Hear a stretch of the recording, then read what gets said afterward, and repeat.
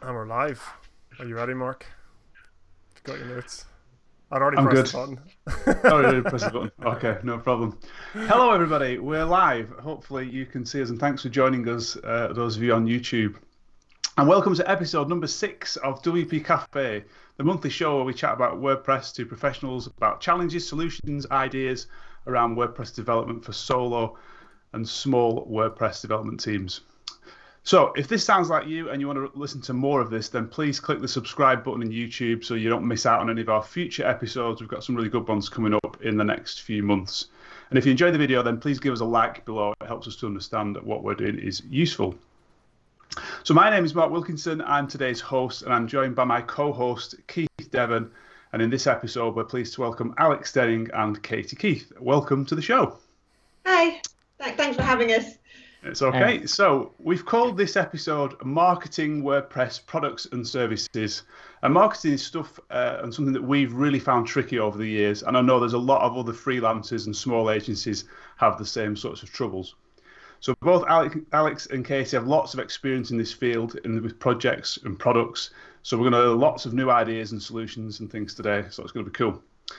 And as always, we're going to be keeping an eye on the comments for your questions. So please, if you have any questions about marketing, WordPress, products and services, then please put them into the top chat on YouTube if you're watching, and we'll try and get to as many as we can.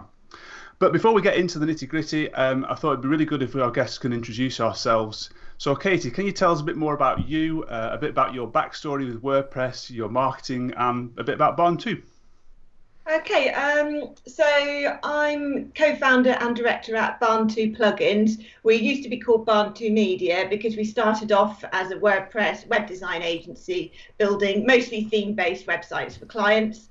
And then in 2016, we made the switch to selling plugins, and that went really well. And within about 6 months, we were able to stop offering client projects, and we're just focusing on the plugins now. So that's really good.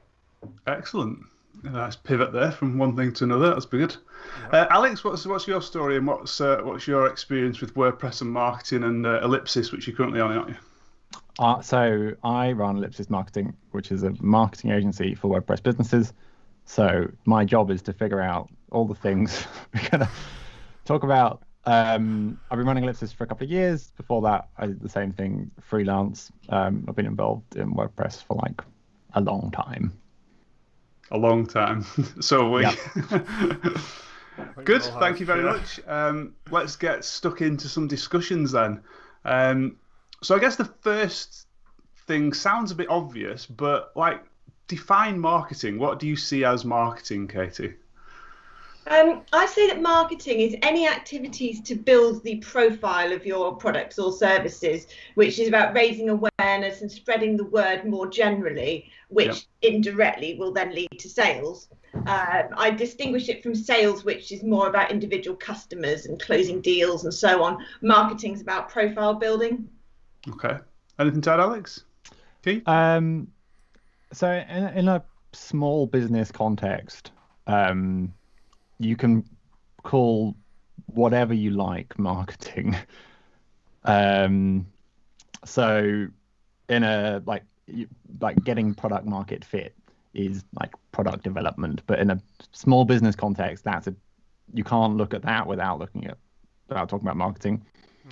So I think anything that is reasonably going to help more people find your product or service and thus increase profits. In a small business context, let's call that marketing. Why not in a larger business context, I wonder? Because those become more specialized areas where it's someone else's job to do those things. Okay. So you have a separate team to do those things, you think? Right. So it becomes like business development at that point, sales at that point. Okay. But raising the profile, I think that's kind of the definition. And would you say increasing sales is marketing? Sorry. Like the purpose of it? If it doesn't work and it doesn't work, then you probably still call that marketing. It's just not good marketing. But that's more of a goal or an outcome, whereas the activity is the marketing that brings about that outcome of increasing sales. Got you. That makes sense. Isn't it? Like, it's getting your product and service in front of the people who might buy it, that might be interested in buying it. Really, isn't it? Yeah. It's that part of the equation. So, like, you might be the best plumber in the world, but if you live in a cave at the bottom of the ocean and no one's ever, like, you're not going to get any business. So it's like, how does that plumber get in front of people who might need his work? And then, but everything after that, I think the sales and marketing thing it's like blurred, isn't it? I mean, and I think they are interlinked. There's no doubt about that, but they are also very different functions. And I think, yeah, the marketing is getting in front of people, and then the sales is actually taking that, like Katie said, it's more of like an individual transaction. So like taking that person who's interacted with your business and converting them into a paying customer. And that's what I think that's the difference, I think. But there must be an element of not just getting in front of people, but telling them about your products and services. Yeah. Rather than just, because I suppose you could say that marketing is getting a stall at a conference, but then it's not just that, it's telling people about your products and services. And then I guess, I don't know. I guess that's the difference between like general marketing and good marketing, Yeah, possibly. Well, like, yeah. I mean, there's lots of aspects to it, but just like, yeah, you get in front of people and then you need to tell a story, or I don't know. I think one of the things that we can come to later is that this stuff isn't in isolation. It's not a thing to bolt on afterwards or separately. It's a thing that needs to be thought about from the start, and especially in a small business context, in like every context, everything that you're doing. Yeah. If you don't like marketing, then it's very easy to be like, oh, well, I'll just spend 1 hour a week on it, and like that'll be that. And like that's how stuff doesn't work. Yeah. Yeah, definitely. And in building it into everything, like your products. So say if you've got a free plugin, then part of marketing is, if you have a freemium model, is including links to upgrade and thinking about how to do that in the most appropriate, prominent but non-spammy way and all that. When you're writing documentation, it's about including upgrade links. What if somebody views your documentation when you haven't purchased yet? It's making prominent calls to actions to buy, because it's not just your existing customers that are reading it, if it's available online, of course. So it really does come into everything, like Alex says. Yeah. I never thought that. That's good. You can't not do it, can you? I mean, like, there's just, I mean, even if people think that they aren't doing any marketing, if you have a business and you have customers, you have done some marketing, haven't you? I mean, there's no other way, whether it was deliberate or not. It's like... If people say they don't do it, they're probably lying. They just don't know they're doing it, or they just don't realize. Yeah. Well, even without marketing is marketing, isn't it? Because by pleasing a customer so that they recommend you, that is indirect marketing. Yeah. Exactly. Even talking to your friends and family, that's a form of marketing. That's like a form of networking, which is a form of marketing. So like everyone has to be doing it, whether they're kind of aware or not.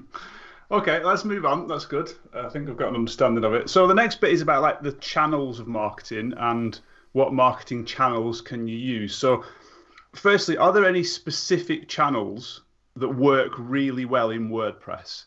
Something that's like WordPress specific. Maybe it's products, maybe it's services, maybe it's both. Any thoughts on that, Alex? What's a channel? I just want to connect the previous question to this one. Okay. Before I answer the question. So talking about like in the first 5 minutes we established marketing is indispensable and also everything, right? And then like we get on to like, well, what do I do? The key prerequisite is product market fit. So, and that phrase works for services as well. You probably shouldn't think about this question unless you've figured that bit out. Have you made sure you built something that people actually want and or need? Ideally both. Okay, let's wind back then before we get into channels. How do we do that? How do you establish if you have product market fit? The bit for knowing if you have it is easy enough. The best way of phrasing that I heard was that you have it because it hits you in the face. People keep wanting your thing, and but that's that. Presumably that's when you already made it. Are we not? Yeah, are we not talking about when you're thinking of making something? In terms of actually getting it, that's more like a product development question. Yeah, I think Katie's probably a better place to answer that than I am. Yeah. So, Katie, you've got lots of plugins, haven't you, on your that you sell? We've got one. We bought one off it, which is good. Which is the that one, I think it is. So, how do you know that there was a market for those before you decided to build them? Our first two plugins, one of them came from a client because we were already a web design company. So a client wanted to list his blog post in a searchable table on the front end. So because he had hundreds and hundreds of posts, so he wanted people to be able to search them. And so we then built that into a plugin and released it. And then we started listening to customers, because once you've got some customers, they start asking for things, constant feature requests. And it was very, very clear that people wanted to list custom post types and WooCommerce products. So even though this client only wanted blog posts, just releasing that product opened the doors to custom post types and WooCommerce products. So now our top two selling plugins are Post Table Pro, which lists custom post types in a table, which people use for document libraries, member directories, audio galleries, all sorts of things, and WooCommerce product table, which you use to create kind of quick order forms in WooCommerce with the products listed in a table. So because of that one client project, which was in late 2015, I think, we have two very successful plugins that are making tens of thousands of dollars every month, all because of that one client. So it's amazing how things can grow. You just do one little thing, get it in the public domain, and then you listen and you get that information that comes to you. And our other early product was WooCommerce protected categories, and WooCommerce.com has an ideas forum. And so we looked on the forum and we just basically built the most popular idea. And that was a way to protect, password protect categories within WooCommerce to create, I don't know, a wholesale area or whatever, or a separate area for each customer. So we just did what was highly ranked on that forum, and that's still available today if people are looking for ideas. So you can see what people want that isn't likely to be picked up as an official extension for whatever reason. Cool. Keith? Yeah, I was just wondering, Katie, whenever you first decided to release that plugin, where did you release it? How did you release it? Was it on the, like, what was your marketing strategy there? Was it a bit of a kind of just stick it up and hope for the best? And where did you put it? Like, how did that take off from just a plugin from a client to something that's generating? How do you get your first customers? So you started generating that feedback loop. Well, we were very lucky because we were already a WordPress agency. We had quite good domain authority, or PageRank it was called then, wasn't it? And so we already had quite good SEO with WordPress related keywords. And the initial plugins that we developed were all very, very niche, like WooCommerce password protected categories. There's competition now, but back then there was nothing ranking for that term because it was a gap in the market back then. So I have a marketing background myself. It's my husband that's the developer who runs the technical side of the company. So I wrote some long form blog posts about how to create password protected categories in WooCommerce, and they immediately leapt to #1 of Google. And it was literally, I think, about 3 or 4 days before we got our first sale, which was so exciting. We didn't use a marketplace like Code Canyon or whatever. We decided because it was so niche and we had our own website which had good SEO, we'll just do it ourselves and see how it goes. So we stuck this product on, installed easy digital downloads, and it sold, which was amazing. So I guess it's harder if you're not already in business at all within the WordPress sphere. Yeah. Because you haven't got a starting point then. Yeah. Was that the product that you got off the ideas forum?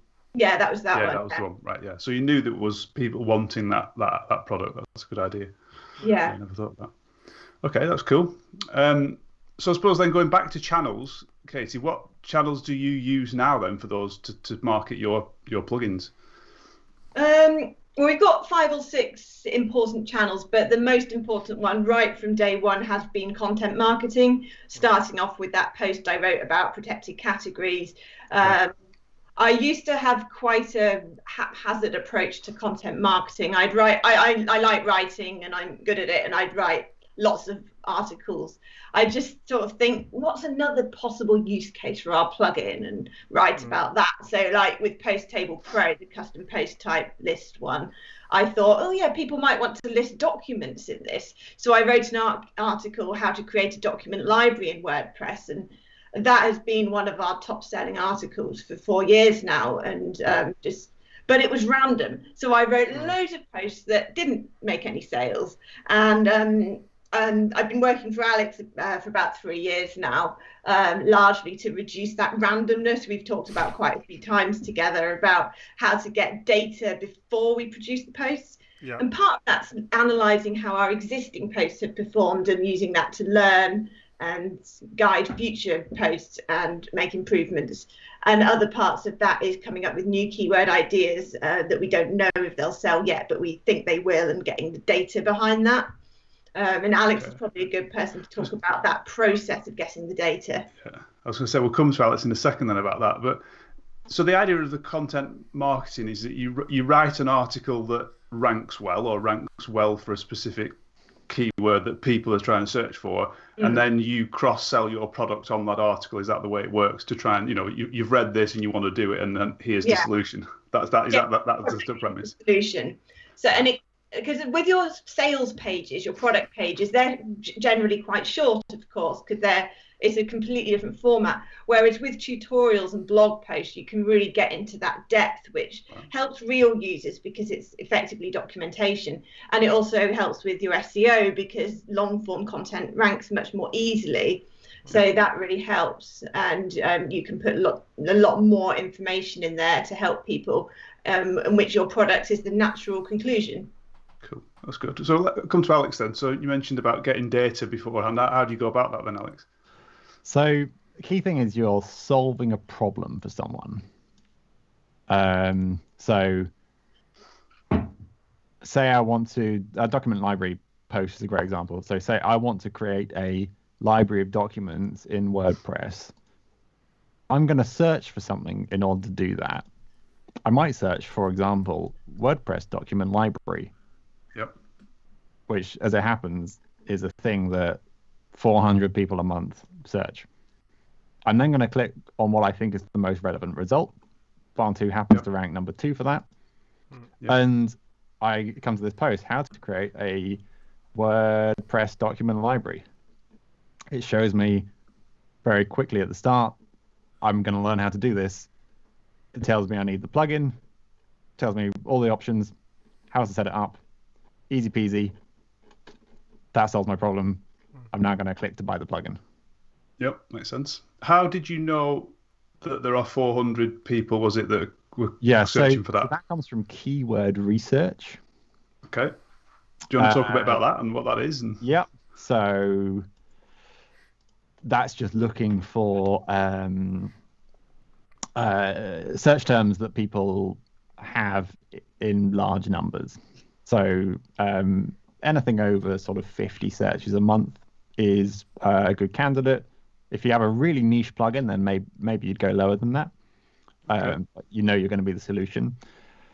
And we're just looking for stuff people are searching for where you can solve the problem. So how do you get that number? Is that something that Google provides? It's where we get into SEO software. We could spend a whole hour talking about SEO software. So it's just a piece of software that you can buy, is it, or you can subscribe to? So you can use Google Keyword Planner, which is built into the AdWords. I haven't used that for years. That may be wrong now. It's got worse and worse in my experience. Keyword Planner. Yeah. I wouldn't recommend it anyway. No. So that's what we're doing, which is free.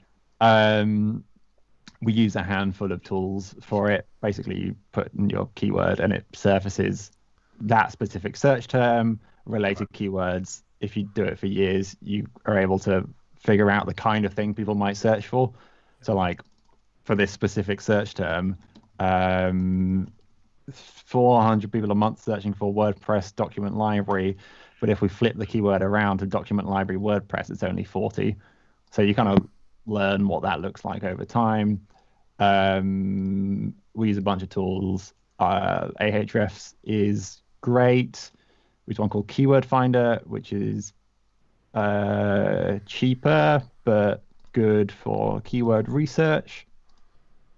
And we use SEMrush a bit occasionally. SEMrush is similar to Ahrefs. Yeah. Basically, you spend a small fortune on these tools, and then you can get the answers. Yeah. What we tend to do is like dip in and out of SEMrush. So we like get it for a month, get as much data as we can out of it, and then stop the subscription. If you just want for a while and then come back to it. Research, I would go for Keyword Finder, which is kwfinder.com. Okay. Okay. It's really solid just for keyword research. Cool. Okay. And then like over time you can do other stuff. So like you might search for the document library stuff, and then it would surface related keywords. Maybe those are a good idea for the post. Maybe you can add that as a secondary keyword to your existing post. Maybe there are other ideas, perhaps for product development there. Like people want to know how to do that with PDFs, how to do that with whatever. And then you can just start surfacing all this stuff. And you get a snowball of endless, well, not totally endless, but it just self-generates more things to do. Yeah. More problems to solve. That's the key thing, though. You're solving the problem. You're doing a great job of it. Google rewards that. Yeah. Cool. There's a question coming from Tony on the chat here. He says, I'm in a similar position. I'm building a feature for a client, and they want to make it a plugin. So should I feel bad that I'm effectively charging him for plugin development that I'll hopefully benefit from? So I guess back to your one, Katie. Did you charge the client to build the plugin that you then sell, or did you kind of sell that to the client as the price you now sell it to customers and take the hit on development, or did they pay for the development of that plugin? That's kind of what he's asking. He charged the client for the plugin that he needed on his site, which was everything hard coded, nothing, no settings page, none of that. So in order to release it, we had to do a lot more work, adding shortcode options, for example, a settings page, all of that. So, and we then gave the client a free license to that. So he got a better product because we had then taken it to the next level. And I expect it's the same for, was it Tony, that what he sells would not be exactly the same thing that he built for the client. So I don't think that's bad or unethical. And I've actually been open with my client about that, and he knows how it's led to these other ideas and evolved. And he's got a better product now than you built him to start with because of that process, I guess, hasn't he? Yeah, so it's good. Yeah, that's good. I don't think you ever need to be guilty about asking for money for solving someone's problem. Like, nobody has to pay you if they don't want to. We could talk about that forever. That's just a personal opinion of mine. It's just like, I don't know. You solved that original client's problem. They paid you the value that they saw to do that, and then you can kind of do what you want after that, presumably. I don't know. I don't think we need to feel guilty about making money. I think there's certainly in the WordPress world, I think because of the whole open source nature of it, I think there's a bit of guilt when it comes to selling plugins because there's so many free ones, etc. I just think we need to get rid of that entirely. Mark and I are on that path, so trying to figure out ways to like sell our kind of byproducts and things like that, and we try to give away a lot for free as well, like things like this, but I don't think we need to feel guilty.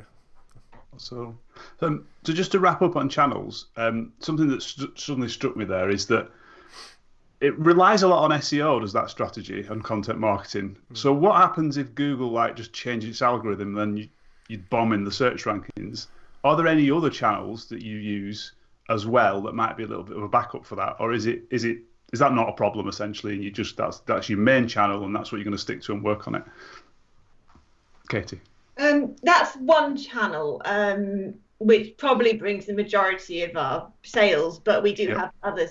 I mean, the thing with SEO is that I think people get a bit too caught up in the exact algorithm details. or what they believe them to be. Whereas if you just do good long form content that the user genuinely finds useful, then it doesn't tend to affect you that dramatically. We've never had a big sort of impact from an algorithm change, because we're not trying to tweak it to the tiniest detail in that way, which some more dodgy types might do. Yeah. But we do have other channels, like our affiliate program. We have affiliates. Most of them don't really generate sales, but we have some very good high-profile WordPress blogs mainly that are writing about our plugins regularly. And that's cool. So I think, in the last 3 months, they've generated something like $20,000 worth of sales for us. And that's, largely through content marketing, but on their sites, their own content marketing using our plugins. So if our site dropped out of Google, at least the affiliates would still be driving content our way, driving traffic our way. Similarly, guest posts, which we might provide for high-profile WordPress sites about our plugins, tutorials on other sites. So again, it just spreads the risk a bit. Yeah, I think that's good. I don't think it's probably something to worry about, is it? I'm not sure it's going to happen, but it's just something to think about. Keith, you want to come in? Yeah, no, just on that, the algorithm changes point there. I read something. There's a guy, Brian Dean, who I follow. Alex is probably aware of him. He's a big SEO guy. He posted something recently answering the same question. Someone asked him if he was worried about algorithm changes, and he says he celebrates every time he knows there's an algorithm change coming, because it usually means his traffic's going to go up, because he writes super useful long form content that just provides loads of value, and that is what Google wants to reward. So he knows that they're trying to optimize for him, basically. So he's always happy to see algorithm changes. And I think if you're doing things with your end user in mind, like giving them as much value as you can through those blog posts and all that content, then you're probably not gonna you might suffer small little dips, and that does happen. Like, the things get a bit turbulent sometimes in the SEO world, but in long term, I think you're going to be okay. Yep, cool. Let's move on. Let's move on from channels, I think. We're amazingly nearly halfway through. Always time absolutely flies usually. So let's move to a question that I know is something that a lot of people ask and struggle with working out what to spend on marketing. So, how much should you as a business, we're a small team, how much do you think is a good marketing budget, maybe as a percentage of I don't know, revenue or turnover or profit or whatever? What do you think we should be spending, or agencies or freelancers should be spending on marketing, Alex? I can't answer that. It's up to you. No recommendations at all. Well, so there's a bunch of variables. I guess we can go through them.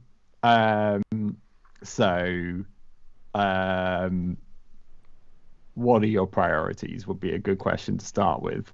So if the answer is, I have $1 million of venture funding and I need to have monthly revenue growth of 25% a month every month for the next 18 months to survive, then we'd have a very different conversation to, I'm making £500 a month and I want to invest that for the long term of the business. To say, I'm making £2,000 a month is my only source of income, how can I just move the needle a little bit? So there's the parameters question, like, what are you trying to do? From there, like, what is your plan? What does your strategy look like? So that tends to be the first problem that we solve for people. Look for low hanging fruit opportunities. Like, can you mess around with your pricing? Oftentimes that can be hugely impactful. Can you do stuff with your copy, conversion rate, positioning? So those things aren't necessarily expensive. You can hire someone to do them. You can do them yourself. You can probably, if you at least have some good advice on what to do, you can probably get it like 50 to 75% of the way there yourself with some of these things. And then it gets like how long is a piece of string from there. Okay. If you want to invest in SEO content for multiple years, then that is expensive. But you might have high confidence that this is the thing for you, and it's going to work out as an investment. That's like a personal risk decision, though, rather than like you should always spend 20% of your revenue on marketing. It's up to you. Yep. Okay. Fair enough.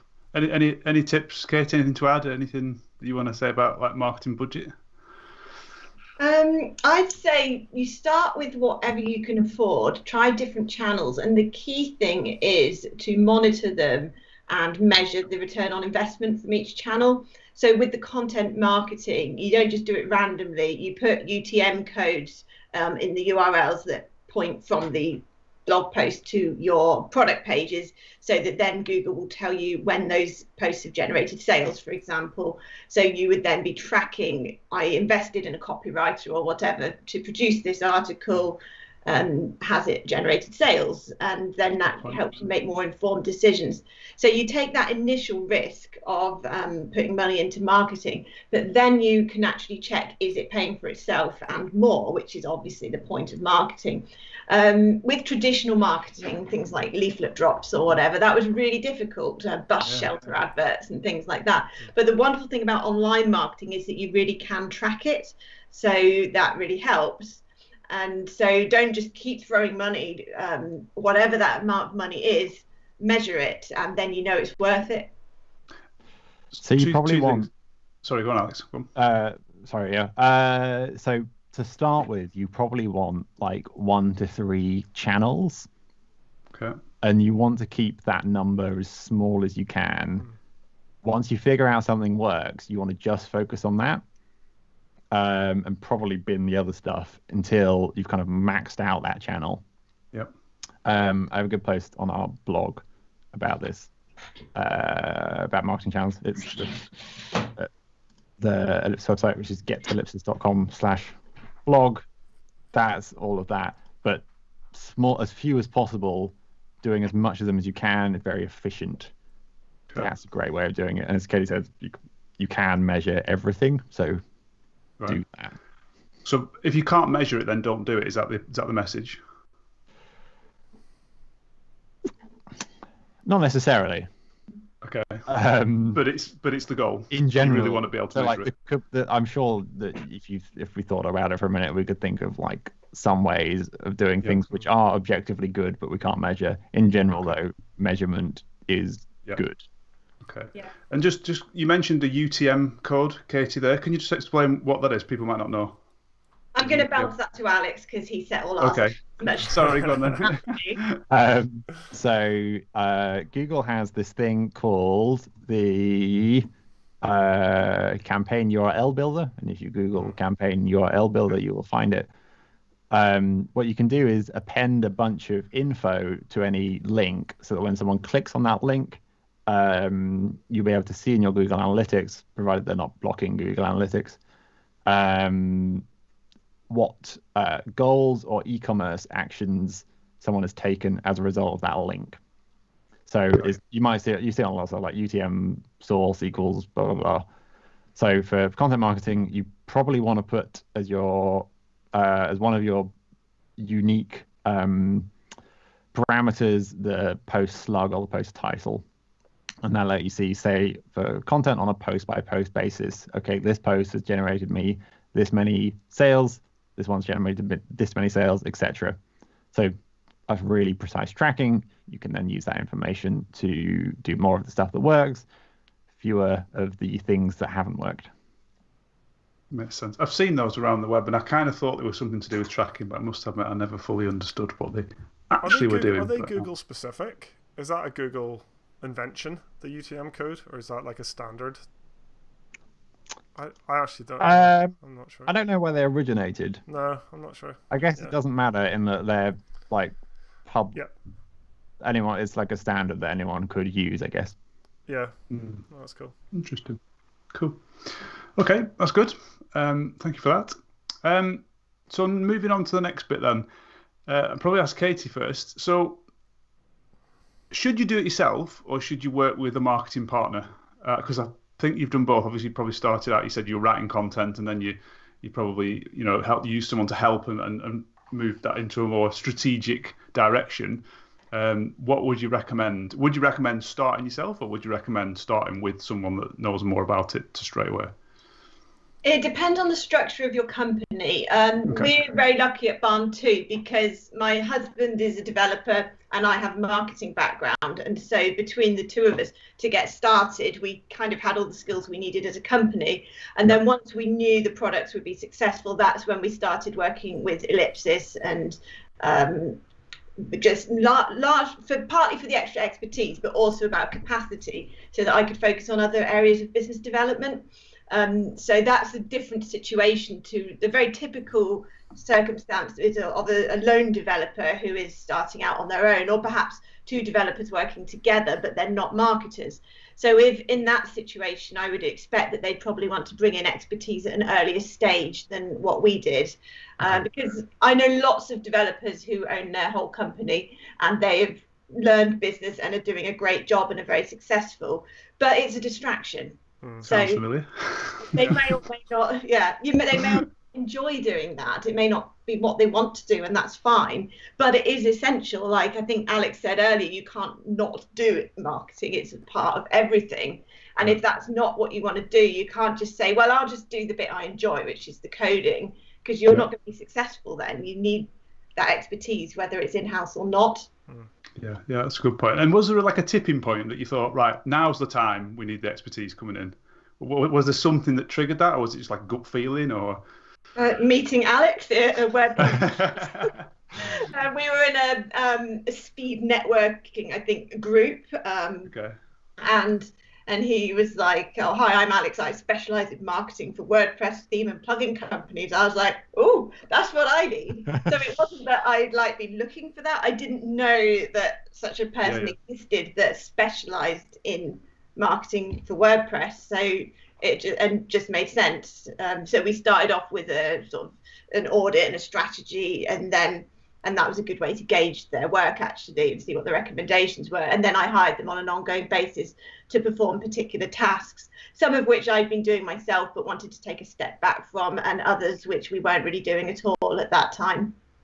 He obviously marketed himself very well. I think that's a great example of it was a group chat about marketing, so that was a good place for Alex to be, I think. It's killer. Alex has some killer positioning. He's like, if you think it, well, how did we came up with the topic of this show, and who's the first person we thought of, Mark?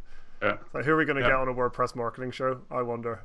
It's like, Alex, he's the guy. So it's like, that's what positioning does for you. That's true. That's true. Yeah. Cool. Okay, probably one for Alex then is like, what should we expect, or someone expect, from a marketing engagement with a marketing partner? What they're going to get out of that, I guess. What are the deliverables that they might get, and what's that look like? It depends what you hire them for. And is that their decision, or is that something that you would help them come to that conclusion? We need help with X, not Y. So we can get a little bit meta with stuff. So the first bit of work we do with basically everyone, which Katie just mentioned, is our marketing, audit, and strategy work. We have that productized as a service because basically everyone has the same problem. I don't know where to focus. I need help figuring out what to do next.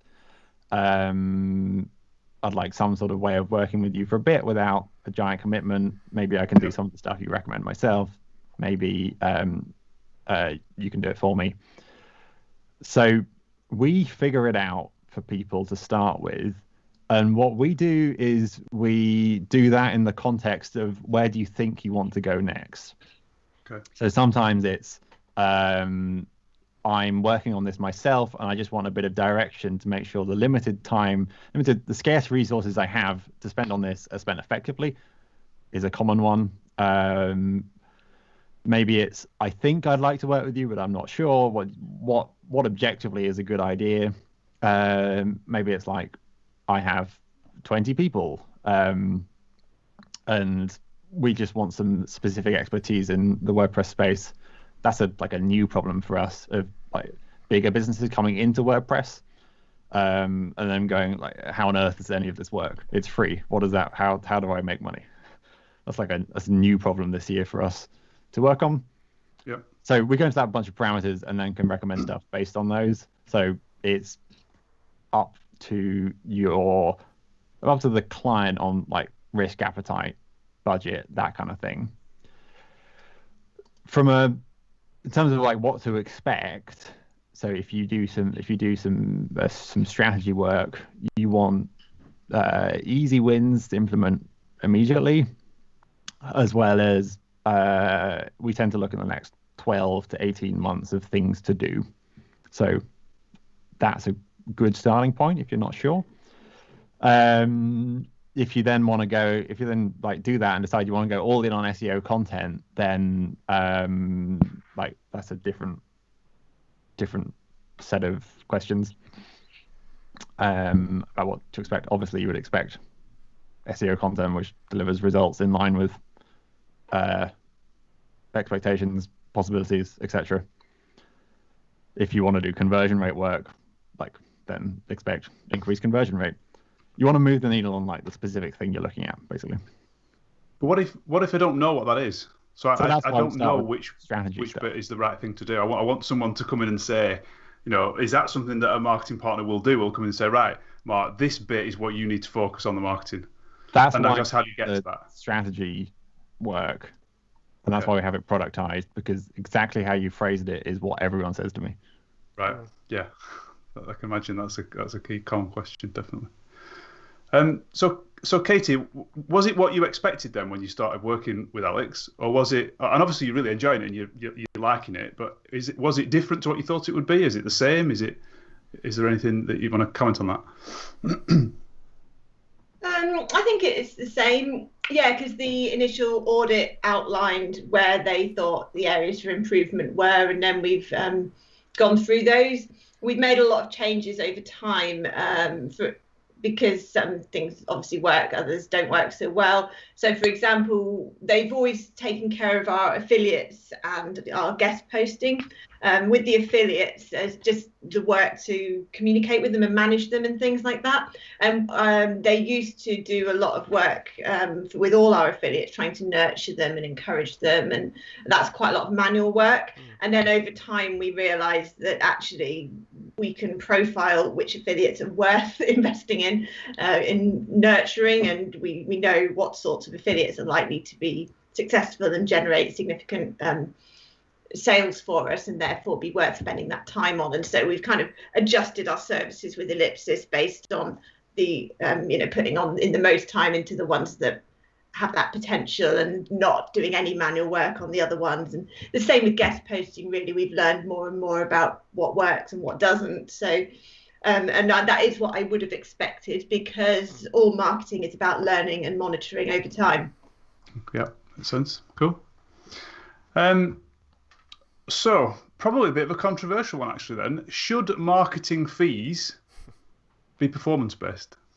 So if I'm hiring someone to market my products, if I don't get any more sales from it, should I have to pay them or not? Or is that something that's unreasonable? What do you think, Katie?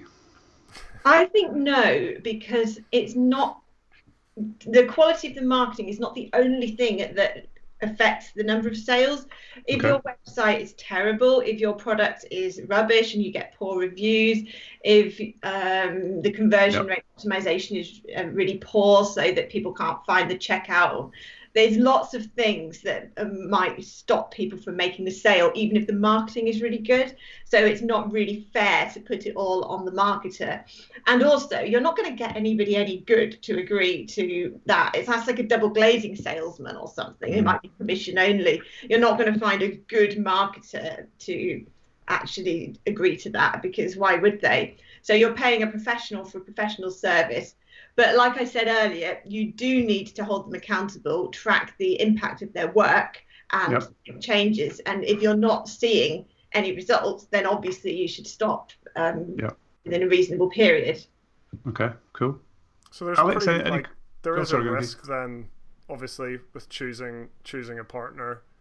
I guess it was we know how you met Alex. I guess a question to either of you, like, if someone is looking for a marketing partner, what should they look for in that partner? Like, how do they assess whether this person or firm is going to be any good and is going to be appropriate for them? Like, have you got any advice on that? Alex first, maybe. So to answer that and the previous question, so yeah, I did take on work like that when I was starting out, and it was because I couldn't convince the client that I could do it. It came from a place. So that question comes from a place of like lack of confidence and trust. So we now solve that problem by starting off with the audit stuff, the strategy stuff, to work out what to do, which gives us much higher confidence. And then I can point to our track record as this, we're confident that we can do it. We're not going to recommend it if we can't. Off we go. When I was like unproven and didn't have that, I would have considered it. Now I won't.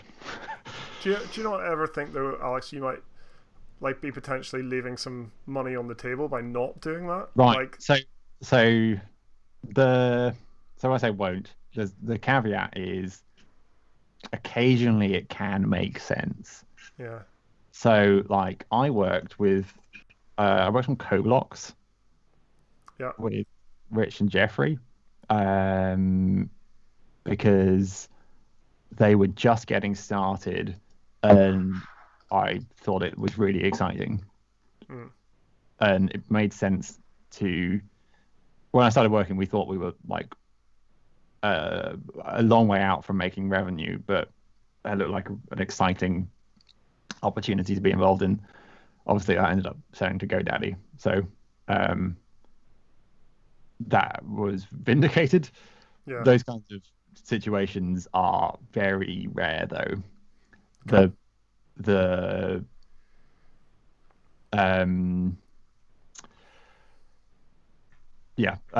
only makes sense where someone's just getting started and it can potentially have a huge impact. Right. Otherwise, I'm quite happy having showing that we can do ongoing value and doing that. Okay. Yeah. Cool. So sorry, that kind of. So I said I'd answer both questions. That did not do that. So what to look for? So track record is important. For WordPress specifically, WordPress is weird. Stuff doesn't work that you would think works. So WordPress specific expertise is very helpful. Happily, we sit at the intersection of both of those, which is good. You need to be able to get on with them. You need to trust their recommendations. Do they inspire confidence? If you can push them around, that's probably bad. Yeah. Like they need to have. If you want strategy out of someone, then they need to be able to push back in specific areas of their expertise, rather than just do what you want, because in theory you're hiring them because they know better than they have more expertise on that area. Stuff like that to look out for. Cool. So if they're just yes men or yes people, and I guess that might be a sign that they're just telling you what you want rather than what you need. But that could be a thing that if you decide I want to do like whatever, I want to do this type of retargeting ads. Yeah. Then hiring someone to do retargeting ads who are specialized in that, who will just do what you want, is great, and that will be cheaper than hiring someone to like strategize for you and then do that. So there's more nuance. Yeah. Yes. Yeah. Sense. Okay. We're getting close. We've only got 10 minutes left. There's been a few questions come in. So the electric car company, that's Mark, I think. Yeah, hi, Mark said. Could I ask Katie, did she pivot from a web agency to plugins overnight, or was it a gradual transition?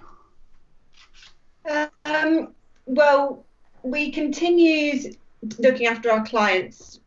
Well, we still do actually, but we continue taking on new web design projects alongside selling plugins for probably 6 months, where we, again, we're lucky because we have my husband Andy, who is the developer, and me as running the business. So I was already managing a team of freelance developers to build the projects we were working on. So Andy stopped working on any client work. So he didn't really have a gradual transition. He just focused on the plugins, whereas I kept the income coming in from the projects while the income from the plugins caught up. And then to free me up for the marketing and business development of the plugins, after about 6 months, we stopped taking on new clients. But we actually still have about 40 clients whose websites we designed years ago that we still host and maintain. We're thinking at the moment about what to do about that, because it's not really part of our core business in any sense. But we do have 40 clients still.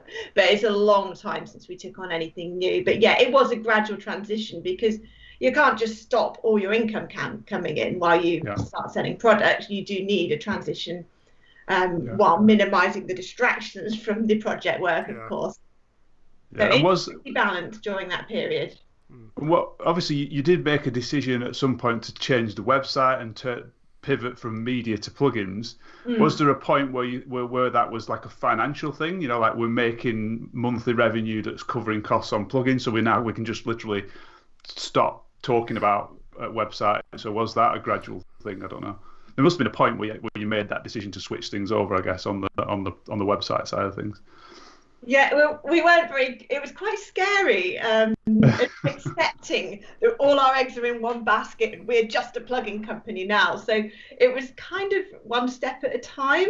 So initially we had our web design menu and a plugins menu, and they'd run alongside each other. And then we started to kind of hide the web design menu but keep it in the background, so we could refer clients to it to reassure them that we were the sort of company they thought.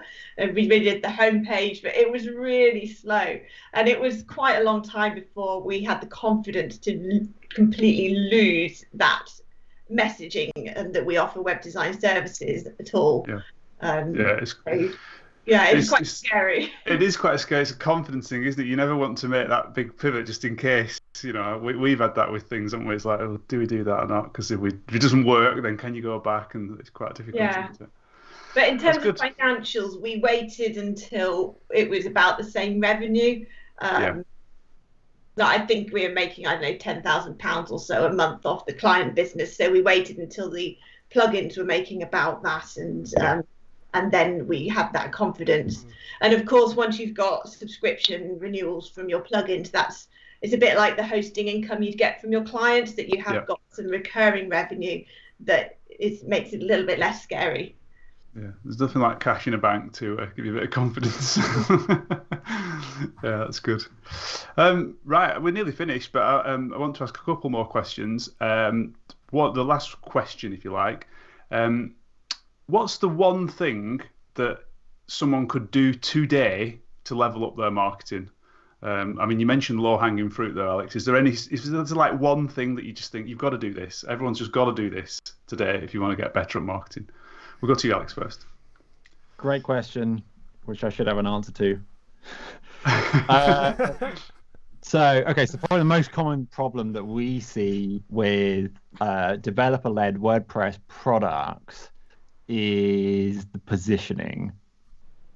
People very often describe functionality rather than value or outcomes. Okay. So, and like some of the names of some of the Barn 2 plugins are a good example of like what that journey looks like. So it'd be like having functionality name with Woocommerce opens the door to like people searching for that keyword. Yeah, but we have very boring names. Yeah. they're good for SEO. But once you get to the sales page, it's all about the value that creates and what that lets you do. Yep. It's not as simple as just like scrapping one and having the other, which I think a lot of the time it's talked about like you must talk about outcomes as though it's like just flick the switch. talking about functionality gives you the permission to talk about outcomes, value you can create, and then you can back that up also with case studies, with testimonials, with social proof, with examples. So if you want one thing to do, have a look at that. How are your customers talking about your product? What problems are they saying that they're solving? And just make sure your sales page has all that on it. Good. Thanks. Good advice. Anything to add that, Katie? My one thing I think is to sit down and write something. Think about what your current customers ask about the most, which you can do, but isn't maybe that clear. Because why are they asking you if it's clear? And just write a long article about that. Ideally, do some keyword research to back that up. But the main thing is just to get something out there, make it long, detailed, and helpful, and that can make a big difference. Good advice. Yeah, thank you.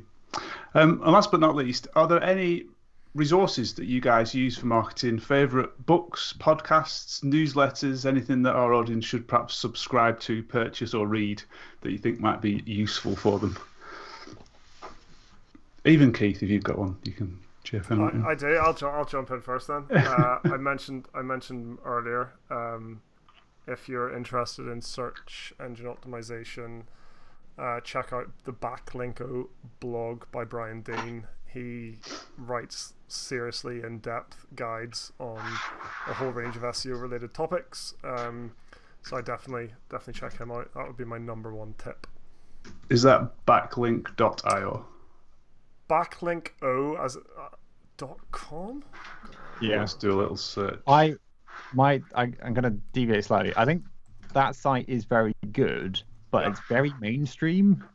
And if you do, especially with SEO, if you follow the advice that's on there, you will get like up to the same results as everyone else, which isn't going to cut it. I think to do the kind of content we talked about today, I think solving a problem around a specific use case and keyword is the way to go. I actually wouldn't worry too much about the SEO stuff. Yeah. As long as you've got a good target keyword and then you actually show how to solve that problem, that's good. You can worry about the fancy SEO stuff like in a year's time. Cool. I read many books. There are no good books on marketing WordPress products. I'll have to write one. Yep. I was going to say, there you go. There's your gap in the market. I would. I'd recommend Traction. Great book. Okay. That's a great one. Where's your copy, Katie? Come on, let's go there somewhere. I'm writing it down. Yeah. It's called Traction by Gabrielle Weinberg and Justin Mayers. Gabrielle Weinberg's the DuckDuckGo guy. I didn't know that. Yeah. If you want like 100 ideas on ways to manipulate people, read Influence by Robert Cialdini. This was written in the 80s and is very interesting because it's all true. And it's an academic who says that he was being manipulated too much, and so he set out to work out all the ways people can manipulate him. The most interesting example, there's lots of I'll stop there. Great book, recommend that one. Fine. Have you got any, Katie, any resources, newsletters, blogs that you think are useful for people to follow and watch along with or read? I'd recommend two blogs for the same reason. Both Ellipsis's blog and Freemius's blog, and Freemius does videos as well, are about building WordPress businesses. So they touch on marketing. But the thing I like about both is there's a lot of data behind them, because both Freemius and Ellipsis work with multiple WordPress companies, and they both collate that data to share insights, which I think is very useful to other companies. So, for example, I think in the last year, Alex has written 2 articles about Black Friday in particular, based on an audit of how other WordPress companies have done their Black Friday marketing, so that you can then learn a lot for your own company about what's worked for other people. And Freemius does similar things, not so much about marketing, although they do touch on that, but things like free trials and whether they increase your sales and tons of stuff that's specific to WordPress. Cool. We'll have a look at those. Thanks. Keith? Yeah, just one last thing from me, I think, is that we talked about like first steps, like what's the first thing someone should do, or like the low-hanging fruit stuff. The first thing I think I'd recommend is to find out what positioning means. So there's a thing called positioning, and it is, Alex, correct me if I'm wrong, but it's pretty fundamental to everything you're going to do as part of your marketing. Is that right? Am I right with that? Yeah, we were talking about product market fit earlier. Yeah, exactly. Positioning, product market fit, very closely related. So yeah, find out what positioning is, and to do that, or maybe after you've done that, I would really recommend this. It's called Obviously Awesome. I'm reading that at the moment. Yeah, you've got that? Yeah. So it's Obviously Awesome by April Dunford. She's great. It's a really easy read, and it gives you kind of practical advice to come up with your own effective positioning statement and understand what all that actually means, and that kind of forms the basis of your marketing going forward. So yeah, super we need important. Some sort of book club recommendation system. I think so. It sounds like it, right? Some really good resources there, so hopefully that's helped people find some information that they might find useful. So we're done, really. That's 12 o'clock already. It's flown by again. So thank you so much again to Alex and Katie for joining us. Before we go, where can people find you on the web? Where should they go to follow you or read about you, Katie? Our website is barn2, that's barn and the number 2.co.uk. So you can read about us there, or follow us on Twitter or Facebook, which is all barn2 plugins. Cool. And Alex? So the Ellipsis website is getellipsis.com. If you want to see what we can do, that's on there. As Katie mentioned, our blog is also on there. A lot of the things we talked about today, a bunch more stuff in there. We're doing a monthly newsletter called Press Marketing, which is like our insider guide for stuff. Often we touch on a lot of topics which often surface later. I also run a weekly newsletter for WordPress professionals called Master WP, which is at masterwp.co, and people say it's good. So, good, excellent. Thanks for that. So again, please do subscribe to the channel if you want to watch more of us talking about WordPress in WP Café. We've got some more episodes coming up soon. Thanks again so much to Katie and Alex for joining us. And thanks to you guys for tuning in on YouTube, and thanks for any questions that you've answered. Our next show is going to be in December. We're thinking about a Christmassy based episode, but we're not too sure yet. We've also got a poll out on Twitter, if you go onto the High Rise Digital Twitter account, just to ask you guys, what do you want us to cover in the next episodes of WP Café? So please let us know on that poll, and if you want something covered that isn't in the options, then please just give us a comment and send us a message, and we'll see if we can get something lined up. So yeah, thanks for all that, and thanks for joining us again, and we will see you next month. Thanks very much. Thanks, everyone. Bye.